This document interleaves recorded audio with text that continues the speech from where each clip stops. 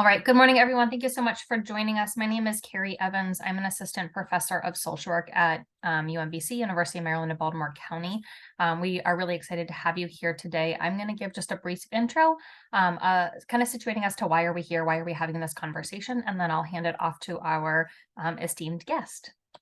So just a quick note to thank all of the many people involved, the different universities that are part of this, our financial grantor, the Institute for Clinical and Translational Research, and then Lutheran Social Services of the National Capital Area, who has been our community partner throughout the research project.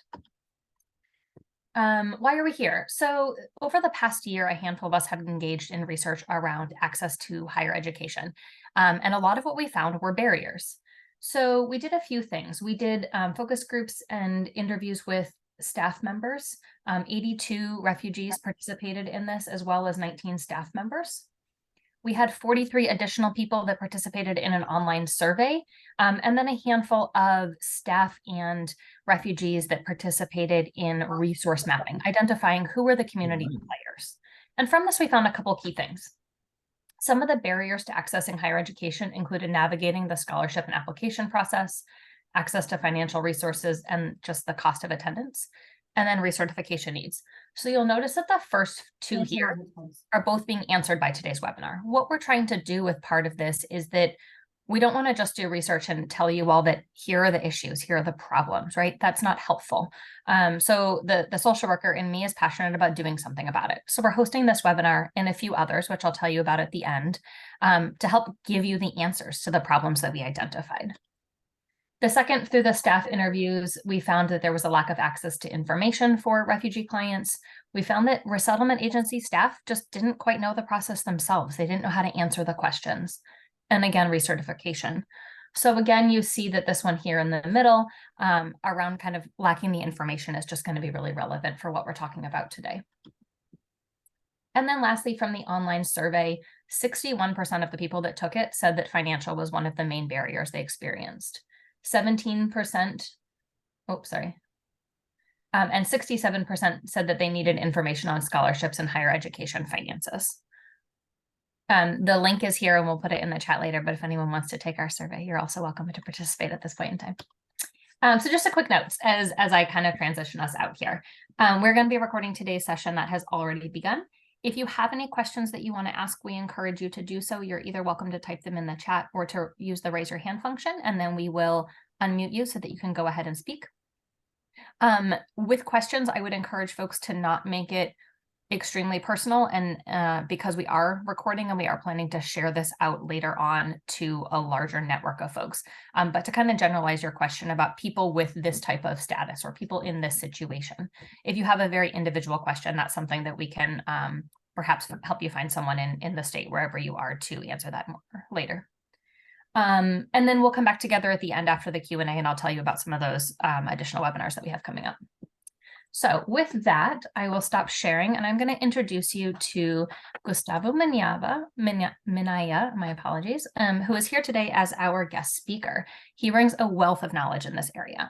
He's an immigrant and has an associate's degree from the Community College of Baltimore County, a bachelor's degree from Towson University, and a master's degree from the University of Baltimore. So he's navigated the higher education system. In addition to that, he's worked in the higher education system. He worked as the assistant director of admissions at Towson University, as an admissions counselor at the Community College of Baltimore County. He's currently a financial aid counselor at Montgomery College. And he also has his own nonprofit that he started, Mi Futura Education, looking at helping people navigate this system and get to higher education. So we are so excited to have Gustavo here with us today, and I will let you take it away. Thank you, Carrie. Thank you, everybody from UMBC and all of our guests here today. It's a pleasure to be part of this community, this village. The most important part of today is to understand that there are opportunities, and we are glad that you are here. If you're coming from a different country, and whatever your status is, whatever your background is, knowing that you are in this meeting, this Zoom call, or watching us later, that means that you're trying to better yourself, and we definitely support you in all your endeavors, and we wish you the best. There's always a barrier in this admissions financial aid process, as we saw from the statistics. But it's not just specifically for immigrant students. It's even for American US born students. Okay, so don't feel like you're alone. On her Alexis. Huh? Don't feel like you're alone, Not and muted. don't feel like you I'm not you should muted. always ask for help. Okay. Let me start my presentation. One of my rules is that you should engage in this presentation. You should not just wait till the end. So yes, we do encourage you to participate. Raise your hand and we will call you out to see if you can unmute yourself and ask your questions. But overall, I work in Montgomery College, but I'm also a immigrant, as Carrie had mentioned before. I was formerly undocumented. I am Peruvian, and I came to the U.S. by crossing the border with my mother back in the 80s, and lived undocumented for several years. Eventually, we became U.S. citizens. Came here when I was to second grade, but then when I was a high school senior, I was a U.S. citizen, thankfully. And this is a picture of 2017 when I participated in a civil disobedience on the Capitol in the DC.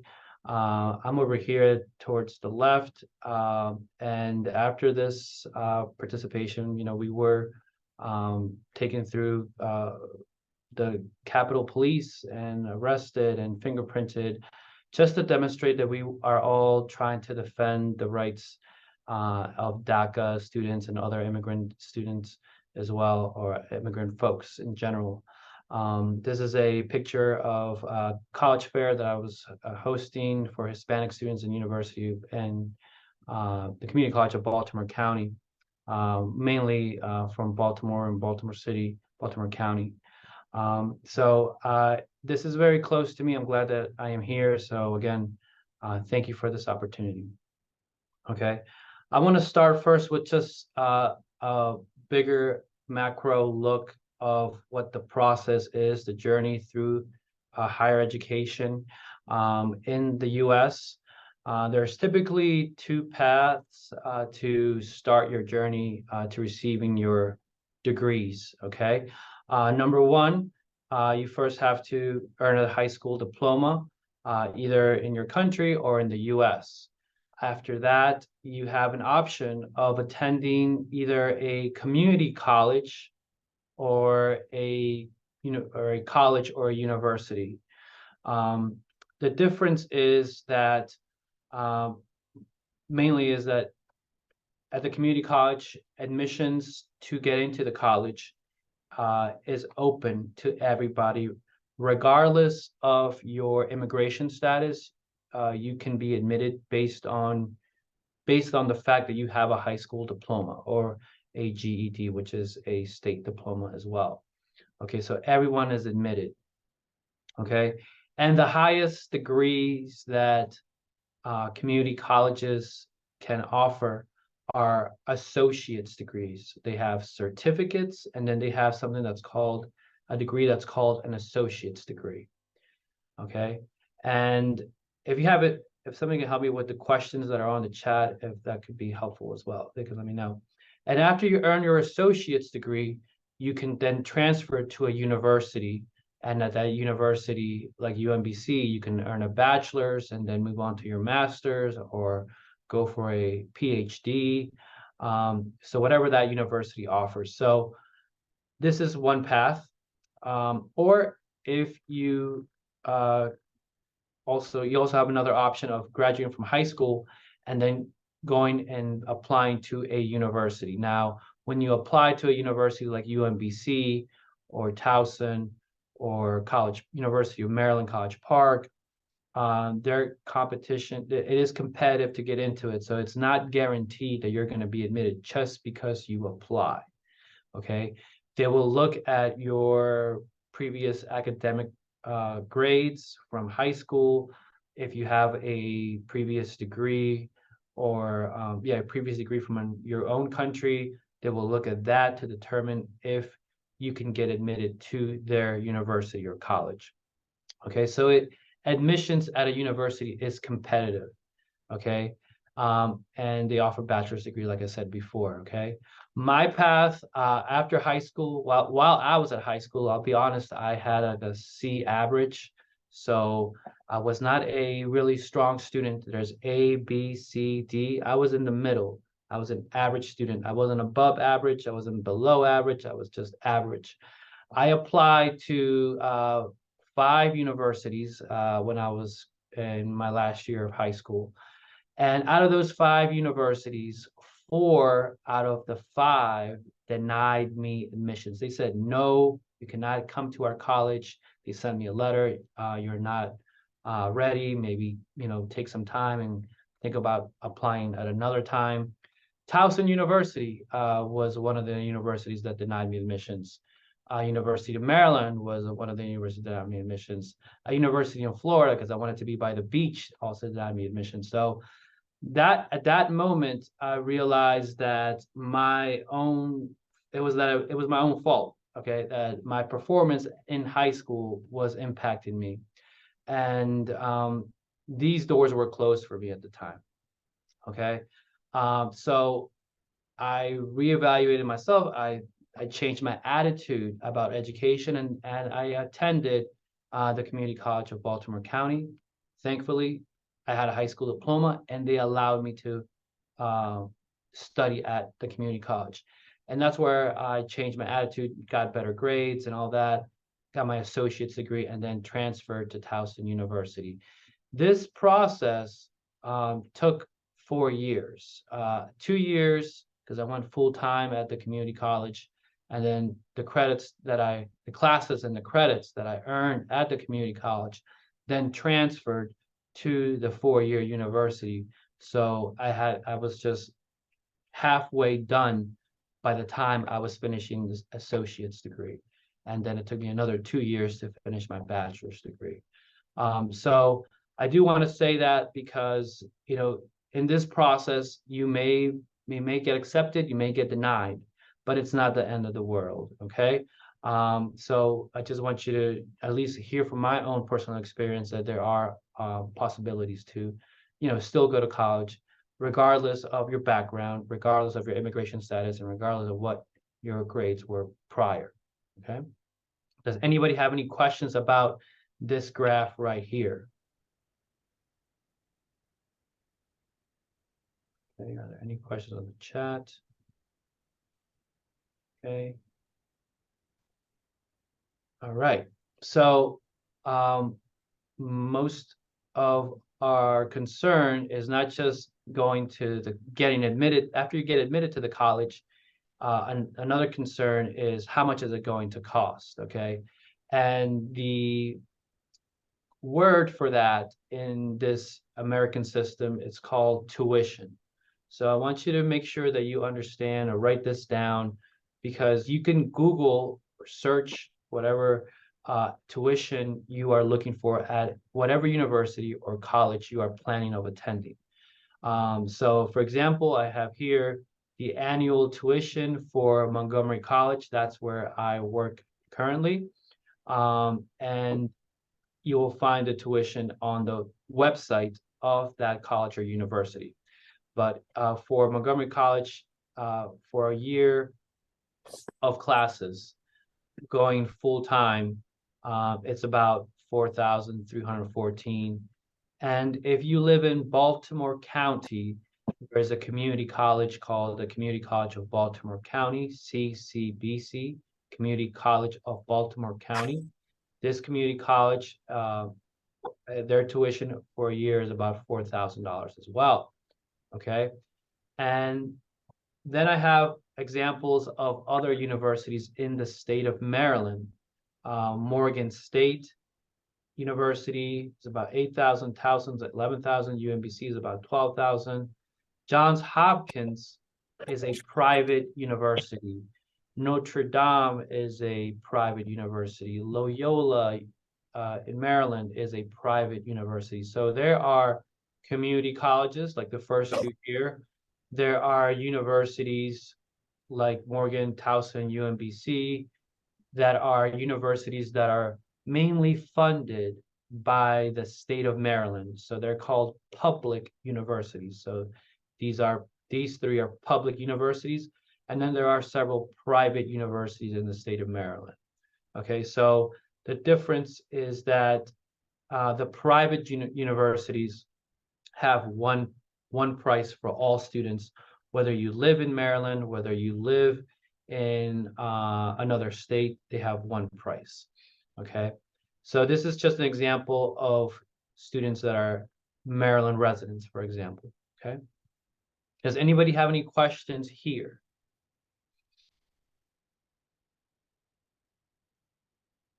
Okay. So how much does college cost? And all right, we kind of went through that. And is there help to pay for college, right?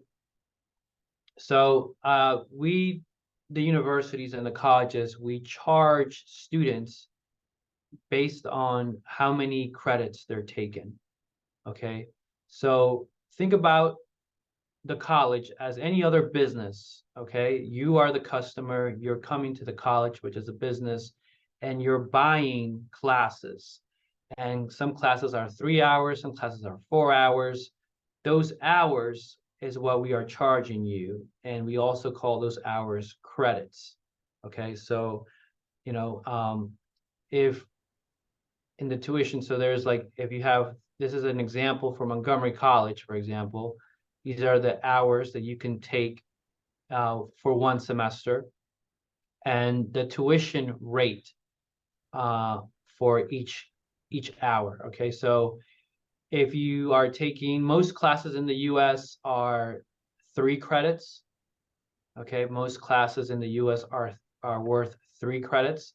So if you're looking at this example right here, 3 credits, the tuition is $402 plus all the fees will total up about $539 for a one class that is 3 credits. Okay. And then if you want to take more than one class and you enroll, for example, in 12 credits, that would be 4 classes on average. Okay, and 12 credits, if you were going to Montgomery College and lived in Montgomery County, then that would be about $2,160 almost. Okay, so if you take more credits, your bill is going to be bigger. If you take less credits, your bill is going to be less. Okay, you can go 12 credits or more are considered students who are taking classes at a full time, called full time.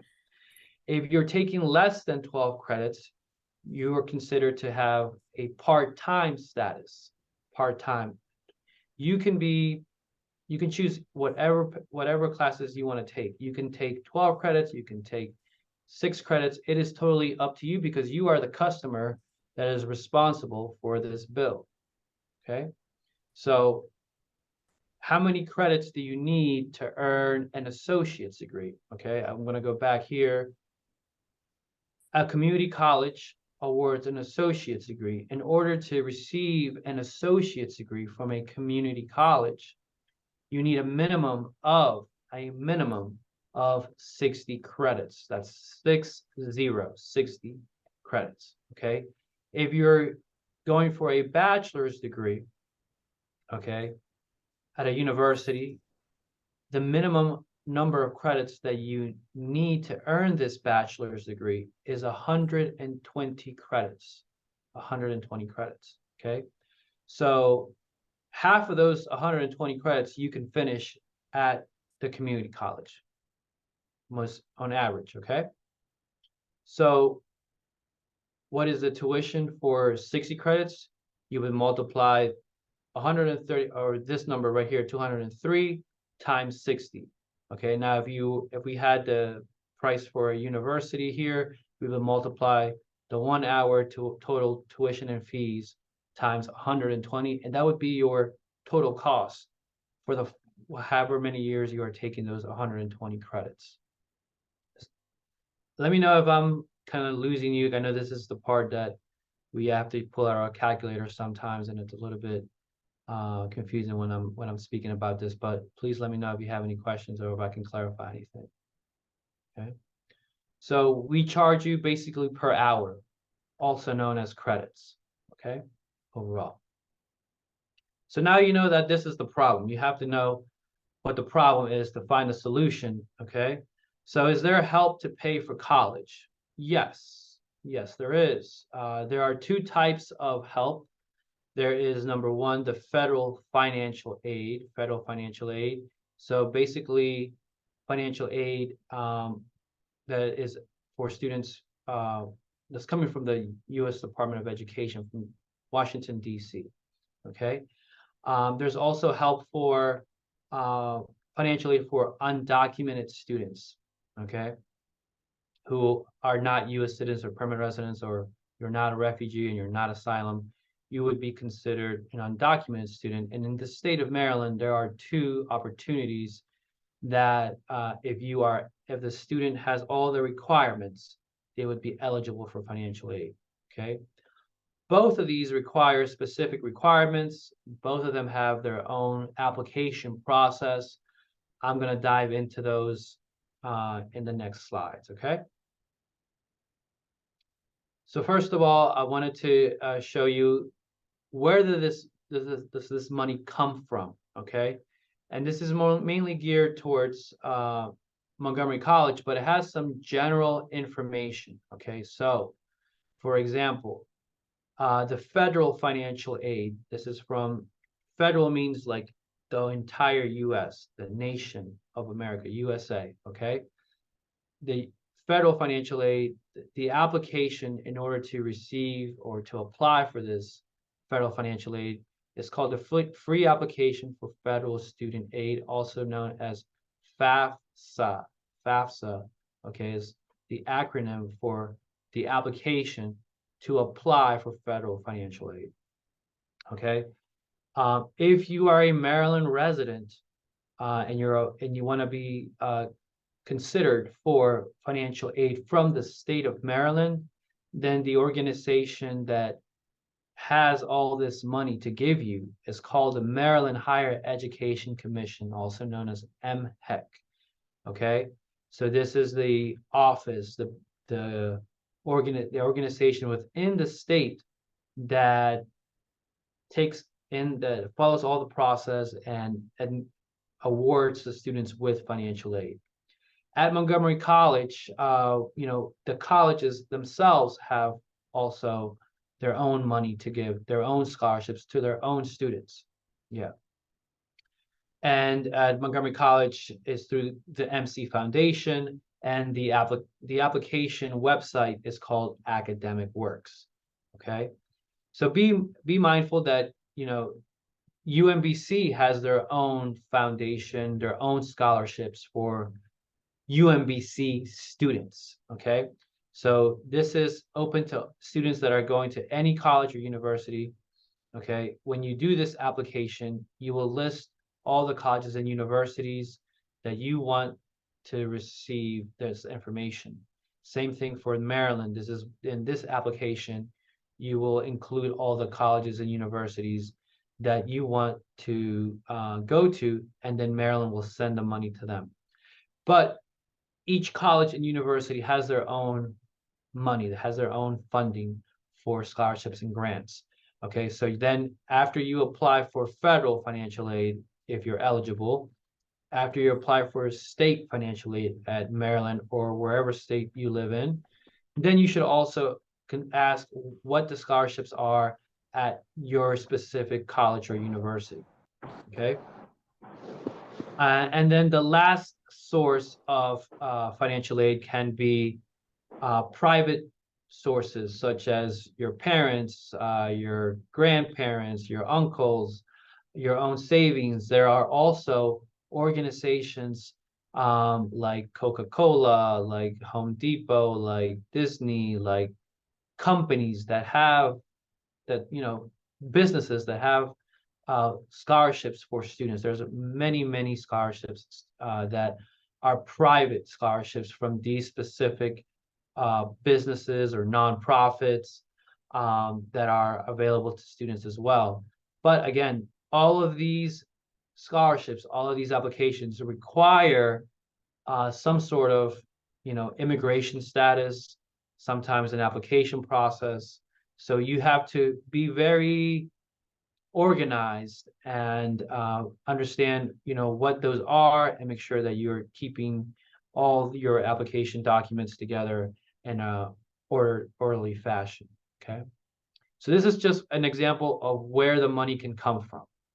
Okay.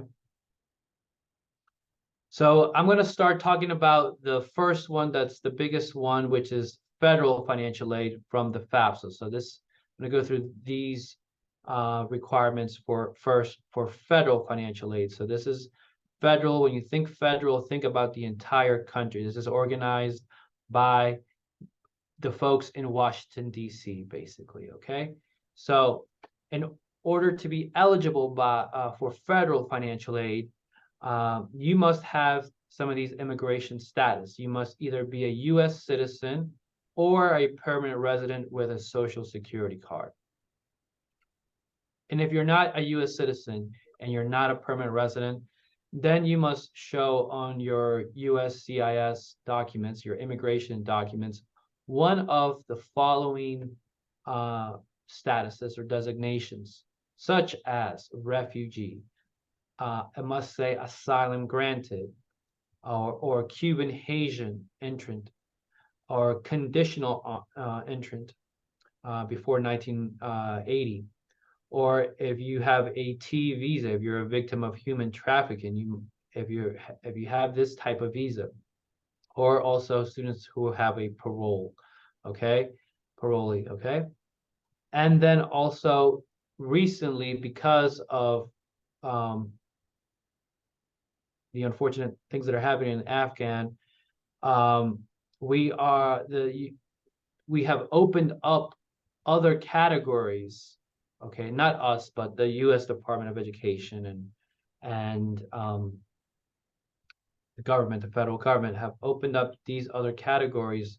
So if you are an Afghan who is part of one of these, if you have one of these immigration statuses, then you are also considered eligible for federal financial aid, this one right here, okay? And then that means you will be able to do the FAFSA. So again, these immigration statuses that are here, and also these immigration status, okay? There may be other categories that are not listed here, but these are specifically for these 4 categories. But it notes here that Afghan arrivals may have been eligible for and admitted in one of many other immigration categories, either at the time of their arrival at port of entry or through a change afterwards.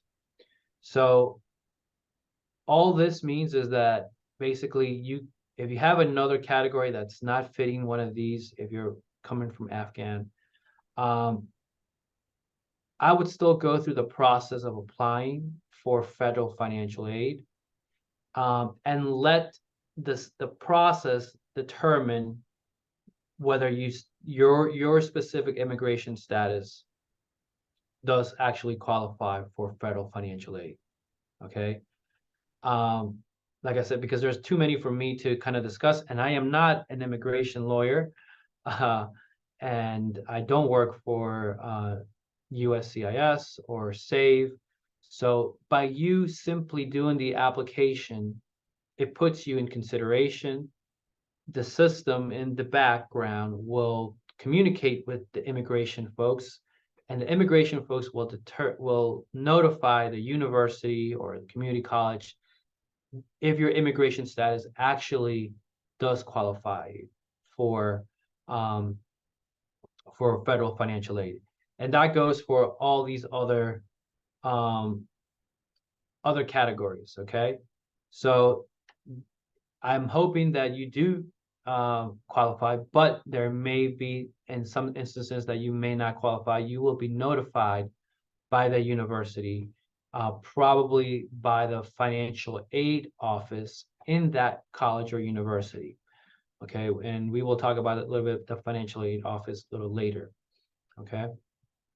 Does anybody have any questions about these two slides in order to be considered for federal financial aid? Are there any questions on the chat that anybody wants to read for me?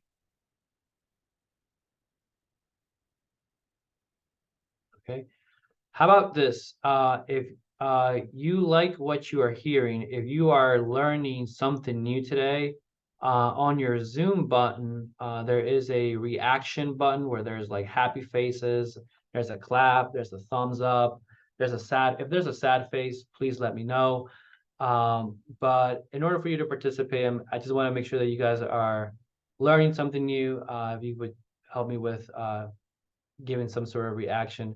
But please feel free to, again, ask questions and unmute yourself, okay? So moving on, this is the website for the FAFSA, fafsa.gov. Make sure that you go to fafsa.gov, not .com, not .org, because when you Google FAFSA, it's going to send you some advertisements, some commercials on the top, and that might lead you to a different website that we do not want you to go to. We want you to go specifically to the fafsa.gov website, and make sure you go to the government website, okay? Okay. This is a general view of what the financial aid process can be for you, okay? If you're eligible, if you're applying for federal financial aid, if you are doing the FAFSA, okay? So you must submit the FAFSA every year starting October 1st. So every October 1st, the FAFSA is available for the next year. So for example, October 1st, this is a little tricky because this year, the FAFSA, because of the changes, the FAFSA is not going to be available on October 1st. So this is news that you want to write this down, okay? You want to write this down. The FAFSA for the 24-25 academic year that's supposed to come out this October is not coming out in October, it's coming out in December. And we do not have a specific date in December yet. They haven't decided on what date the FAFSA is coming out, okay? Once we know, I'm sure the financial aid office at UMBC and at all the colleges are going to be letting you know when that FAFSA will be available, okay? But normally, the FAFSA is available every October 1st, okay? So this is you completing the FAFSA, you know, in this case, in December, okay? But then after that, every year on October 1st. After you do the FAFSA, that FAFSA information, on that FAFSA application, they're going to ask about your name, your address, date of birth, all that stuff, your income, how much money you made 2 years ago. They're going to ask. They're going to ask you how much money you made 2 years ago. All right, and if 2 years ago, if you were in the U.S., then you're going to report what you made in the U.S. If 2 years ago you were living in another country, you still have to report how much you made in that country if you made anything at all, okay? Because the FAFSA does not care whether you're making money here or there, okay? They want to know how much money you made overall 2 years ago, or how much your parents made 2 years ago, okay? And it does not matter what country that money was being made, okay? So please report that. Another tricky question can be the colleges and universities. So on the FAFSA, you will list all the colleges and universities that you want to attend, because when you do that, that information that you put on the FAFSA will be sent to that college or university. And then is the second step. Let's say you put UMBC, and then UMBC's financial aid office will receive the FAFSA information that you put on there, okay, and then we'll ask for additional forms for you to complete, okay? So make sure that you know where to find these forms, okay? It could be in the UMBC website, on the portal for students, on the website for students. There's going to be additional forms. Is all I wanted you to understand, that doing the FAFSA alone does not complete the process, that you have to then continue the process with that college or university. If you're going to 5 colleges or universities, you have to do that process 5 times for those 5 universities, okay? Fill out the paperwork for those 5 universities, because each university is going to have a file for you, and that's where those forms are going to be needed to be complete, okay? So after you finish all your forms with the financial aid office at that particular college or university, then you will be approved for financial aid, okay? Officially approved for financial aid. So then the college or university will then notify you, okay, here's how much we can offer you in financial aid, in grants or in loans, and then you get to decide how much you want to use, if you want to use loans, okay? So that's this third step, okay?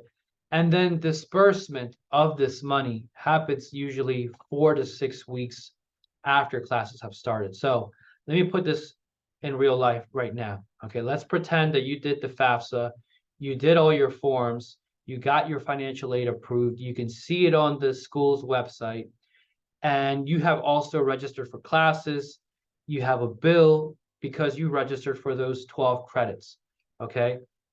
So typically, the university is going to use this financial aid that's been approved for you in the last stage called disbursement, okay? So they will use that money to pay that bill.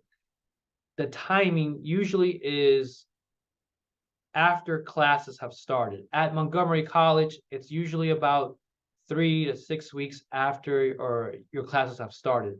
So that means you're going to have a bill right now. You're going to have a bill on August 28th when classes start, all the way maybe 2 or 3 weeks after classes have started. And that can be alarming because you have a bill and your bill is not paid. Okay, so just be aware that there are usually forms that you have to submit, okay, that will protect your classes from being dropped, from being canceled, or from having to make any payments while we wait for this last stage. And again, every university is a little bit different. The financial aid office will have the answers at your particular college of when this disbursement happens. So you want to ask that financial aid office, how am I going to protect my classes? There may be a specific form. They'll let you know. And then ask, when is the disbursement going to happen to pay my bill? Just ask those questions with your financial aid officer or financial aid counselor. Okay. Any questions about the federal financial aid process? Are there any questions? Gustavo, the one question that came through was the same one that we had talked about prior to the webinar about the special immigrant juvenile status. And we basically just responded to it. But for anyone who's not following the chat, we don't yet have an answer to that. We're looking into it. I just started looking into if it's different once the youth gets the I-485. Still don't have an answer to that either. We may not be able to get that for you today, but it is certainly a question of interest that we know about. Thank you. Yes, and like I said before, if we're not sure, doing the FAFSA is going to let you know regardless. If you have a social security number and you're not sure of your immigration status, it qualifies for FAFSA. By you doing the FAFSA, eventually the USCIS will let you and will let the school know, and then the school will let you know. Okay, so if you have a doubt, I would still try to do it if you have a social security number. Okay, Like I said before, I hope that it gets approved, but if it doesn't, at least you tried and you know. And of course, we have Dr. Carrie Evans over here as well, who is going to help us try to find those answers. And if anybody knows, please let us know. That would be much appreciated. Thank you. Any other questions that we have about the eligibility or the federal financial aid process? Okay. So this is a process. It's also a cycle. So this means this repeats every year. This process repeats every year. So I like to say you have to do it and then you have to renew it. Do it and renew it. Renew it means that you have to repeat it basically. Okay. And again, the dates that you should write down or keep in mind if you are specifically living in the state of Maryland. But October 1st is normally when the FAFSA is available every year, except for this year. It's going to be available in December 2023. We don't have a specific date yet. Okay. And the FAFSA, like I said, should be done as early as possible when it's available. Okay. If you live in the state of Maryland, then and if you want to receive financial aid from the state of Maryland, then you must have your FAFSA in, you must finish the FAFSA by March 1st. Okay, so March 1st is Maryland state's deadline. Every state has their own state deadline to be considered for state financial aid, scholarships, and grants. Okay, so what happens if you apply for the FAFSA on March 2nd? Okay, you can still be considered for federal financial aid, but you will not be considered for Maryland state aid. Okay, unless there are some exceptions. Sometimes the Maryland does extend it last minute, some of the specific scholarships, but overall, I want you to write these dates on your calendar, and make sure to do the FAFSA if you're eligible before March 1st. Okay.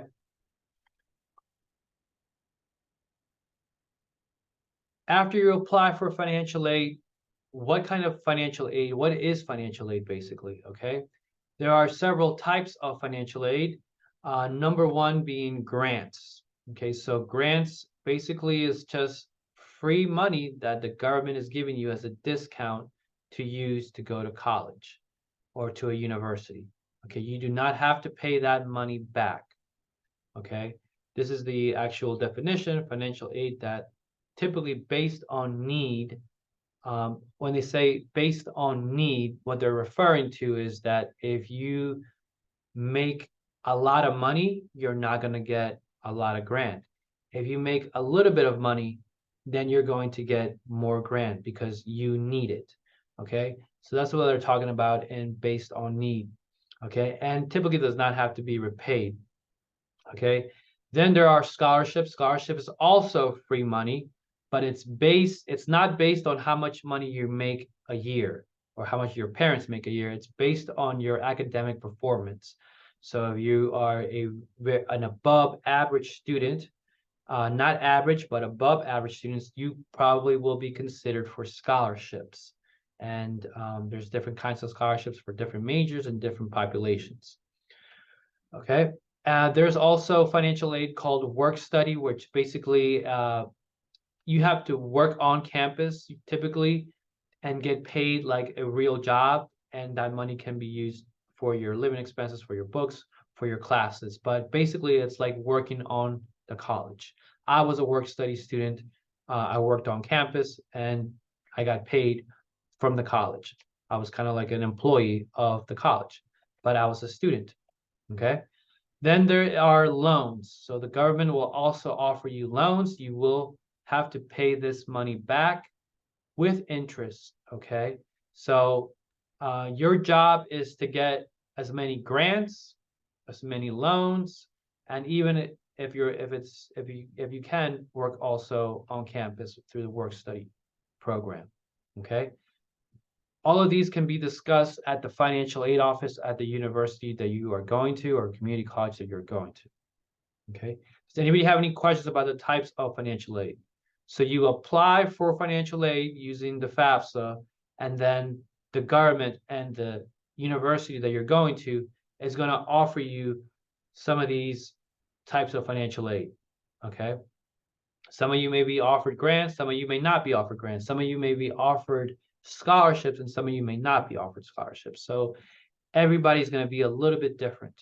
Okay, the amounts will vary from student to student based on your situation, based on what you entered on the FAFSA. Okay. I need to move a little bit faster. I am not a U.S. citizen or permanent resident. Is there financial aid for undocumented students? Yes, but you must meet the requirements. The two opportunities that I discussed before is the Maryland DREAM Act and the Maryland State Financial Aid. So I'm going to go into those fairly quickly. What are the benefits of the Maryland DREAM Act? The benefits of the Maryland DREAM Act. The Maryland DREAM Act is a state law from the state of Maryland. It was passed in 2012. Okay, so it's a Maryland law. It's not a U.S. law. It's not approved by the White House. It is approved by the governor of Maryland. Okay, so it's our state law.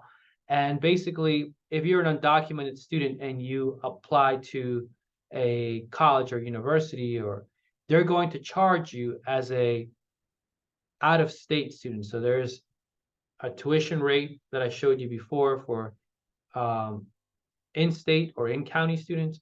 Then there's out-of-state, which out-of-state is going to be much higher. So if you're undocumented, if you don't have an immigration status like a U.S. citizen, permanent resident, asylee, refugee, when you register for that class, when you buy that class, it's going to charge you at a higher rate.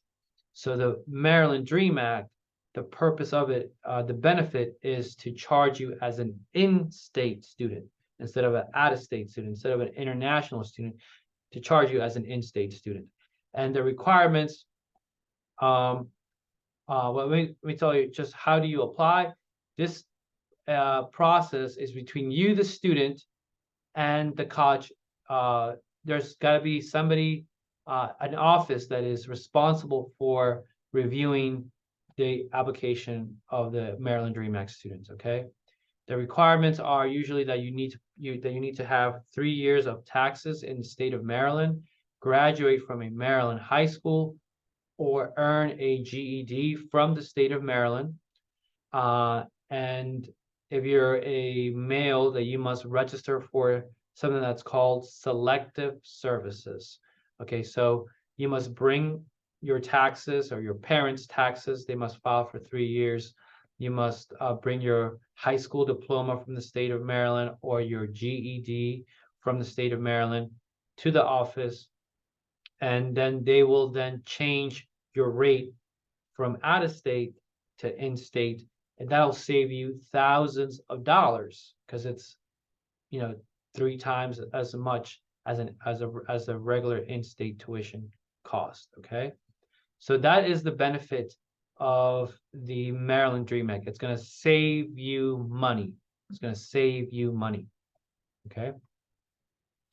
So what are the benefits of the MISFA? The MISFA stands for Maryland State Financial Aid Application. Maryland State Financial Aid Application. This is an application.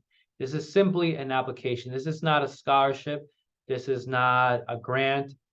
This is simply an application similar to the FAFSA, which then opens the door for actual scholarships and grants that the state has.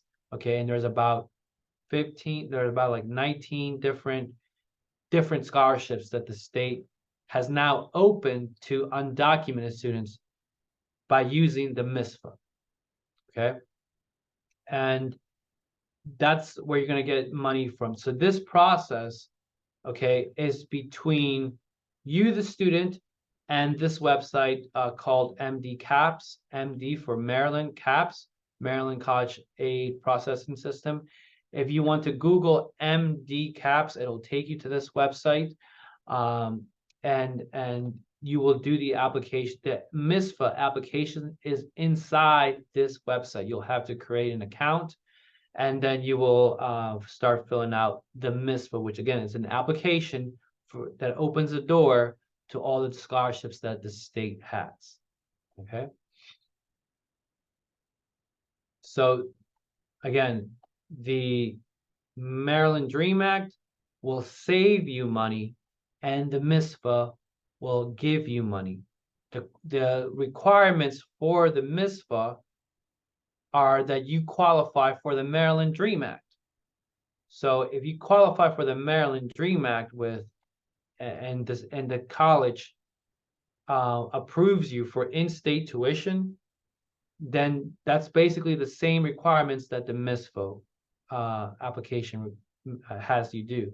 Okay, the Maryland Dream Act opened up in 2012, and then in 2019, the MISFA was created because of students that qualify. That was specifically for students who qualify for in-state tuition. So if you qualify for in-state tuition through the Maryland Dream Act process, then you will then qualify for number 2, the MISFA, which is the grants that the state has. Okay. What questions do we have about any of this process, or do we have other questions that we should cover?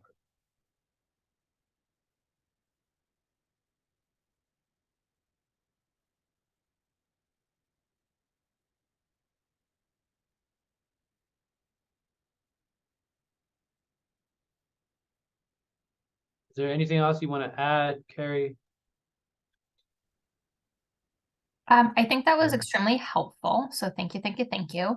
The only question, I was just looking back at the ones that folks submitted prior to that I don't think you addressed, was if we knew anything specifically about changes for next year, if they would relate to immigration status at all. The immigration status for the 24-25 will remain the same as I was showing you here before. The Afghan categories are still going to be eligible for federal financial aid, and so will this as well. Okay.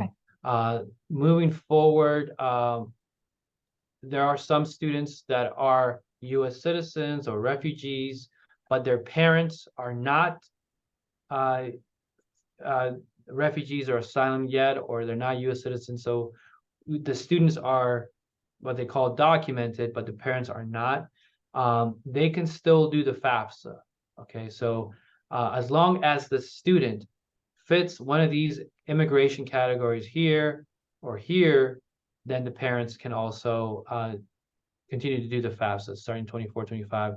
Before, they had to print the FAFSA signature page and then mail it out. But now even undocumented parents will be able to create an account on the FAFSA application and sign and submit the FAFSA, which will take, which will be much faster, basically. Wonderful, wonderful. Great. Thank you so much for your time. I do want to just share a couple quick opportunities with folks for moving forward in terms of staying engaged with us and the work that we're doing. And I do see a question in the chat about sharing the webinar. If we're able to share the link via email, I believe we will. I think it's going to be posted on YouTube. That might take a little bit of time because the community-based agency, Lutheran Social Services, the National Capital Area, is posting it on their website. And so eventually it will be there as well, along with all of the others in one spot for folks to go and get information. So just a couple quick things that we wanted to share. If you are a college student, or if you know anyone who will become the fall, our research is continuing, and we're trying to include current students more prominently in the research versus this past year. A lot of the folks were folks that were interested in college but hadn't yet quite gotten there. It's a monthly participation in some kind of audio recordings, basically talking into your phone and telling us about something, and we'll give you specific prompts, and then a couple written things as well, and you can earn up to $35 a month for participating. So here's the interest form if you'd like to express interest in that. Our next webinar is on August 18th at 6 p.m. This one's going to be a little bit different. It is for the immigrants and the refugees themselves that are interested, so it's not so much geared towards service providers, but it's also being led by a group of immigrants and refugees, which is kind of cool. They're putting together the slides themselves, and they're going to present kind of what they've learned from being part of the research with us and what they think is helpful moving forward. Beyond that, we do hope to host at least 2 more moving forward, which will be somebody in admissions, as well as somebody at a 4-year university, kind of talking specifically about the English language training program and why and how is that different than community-based ESL. And then lastly, the survey that I mentioned earlier that we have put out, if anyone is interested in participating, again, this is for immigrants and refugees themselves to kind of share their experiences in accessing higher education. We would invite you to do that. But again, thank you so much for being here today. It was extremely informative, and you're welcome to follow up via email if there are more things that folks need afterwards.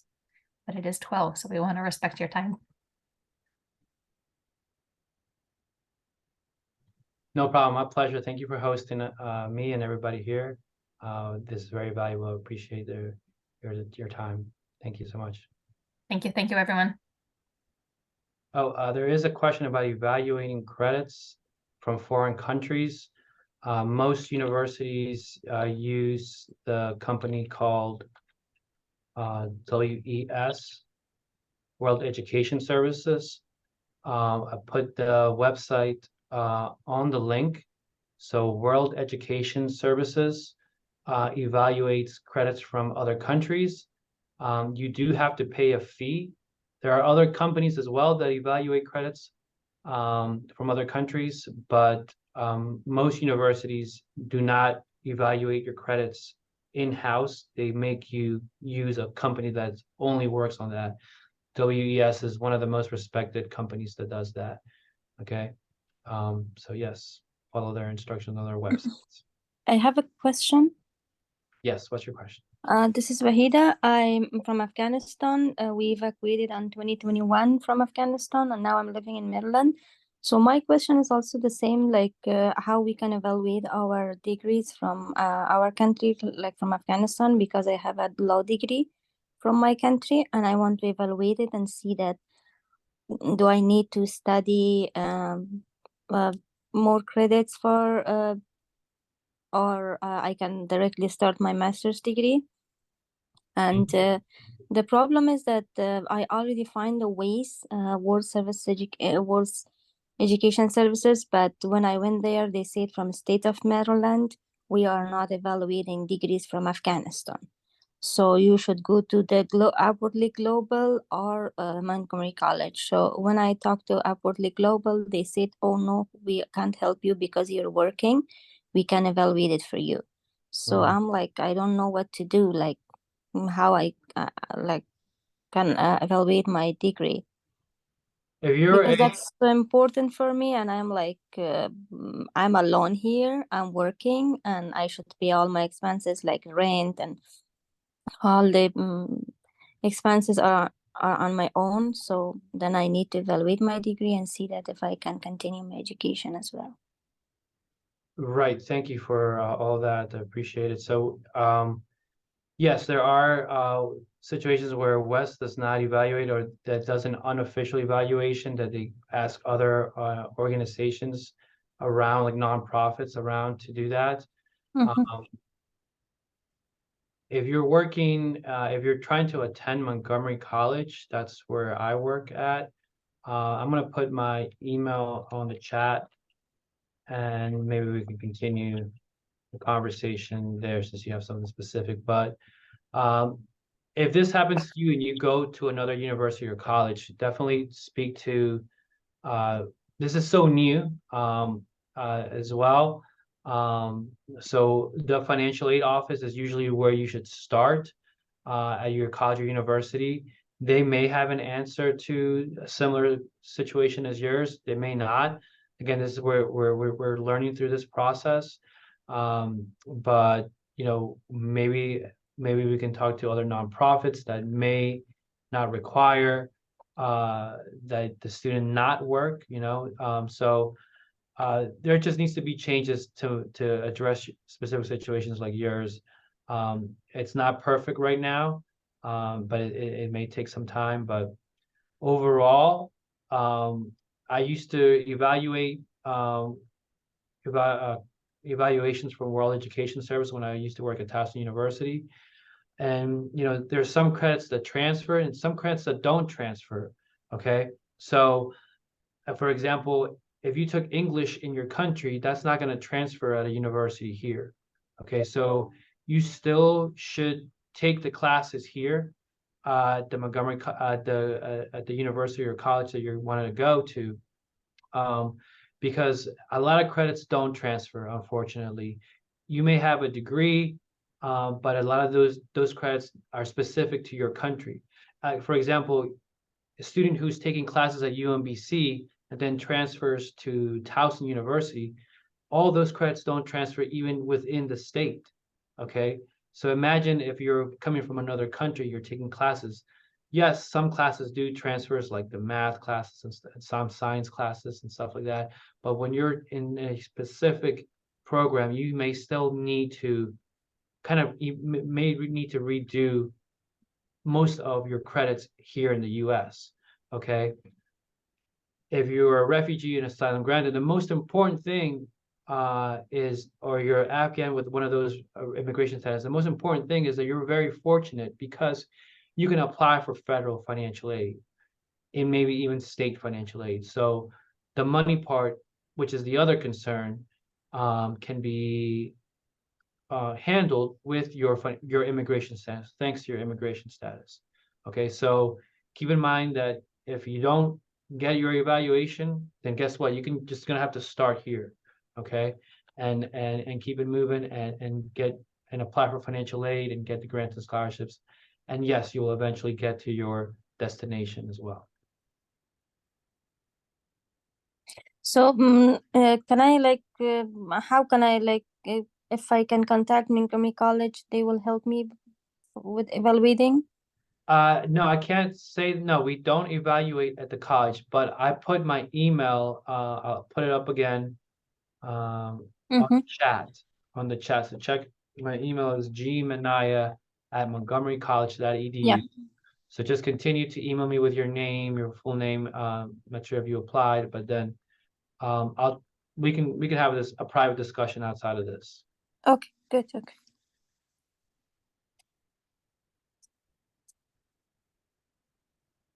Thank you so much, everyone. We hope to see you on the 18th or for our next webinar after that. Take care. Have a great day. Thank you. Take care. Thank you. Bye. Bye.